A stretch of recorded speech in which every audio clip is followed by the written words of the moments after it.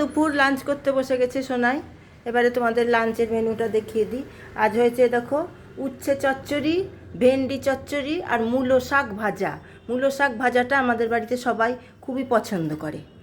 আর হয়েছে এই দেখো এখানটায় নিয়ে নিলাম 2 টুকরো শসা, লেবু। আর ডালটা আমি বানাইনি, কালকেরই ছিল। যা রাঁধছি বেঁচে যাচ্ছে। কে খাবে? আমরা আর সোনাই যেটুকুন খায় তাই, আর তাছাড়া সবই থেকে যায়। আর এই জন্য আজকে সব অল্প অল্প একটু একটু করে রান্না করেছি। আর হয়েছে দেখো পমফ্রেট মাছের ঝাল। এই হয়েছে আজকের লাঞ্চের মেনু। সব আজকে অল্প অল্প করে রান্না করেছি, কারণ বেঁচে যায় না, কেউ কিছু খেতে চায় না। কে বলতে আমরা তো 3 জনা মানুষ। সোনাই যা খায়, তাও সোনাই এখন কিচ্ছু খেতে চাইছে না। আর আছে সঙ্গে এই যে গরম গরম 1 বাটি ভাত। এই ভাতের কথাটা আমি রোজই বলতে ভুলে যাই, অনেকেই আমাকে বলছে ভাতের কথাটা বলি না।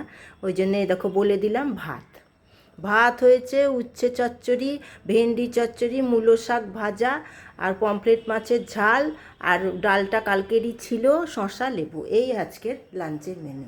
সোনাইয়ের মন একদমই ভালো নাই, খুবই বদমাইশি করছে, দুষ্টুমি করছে। দেখি এখন ওকে খাওয়াতে শুরু করি।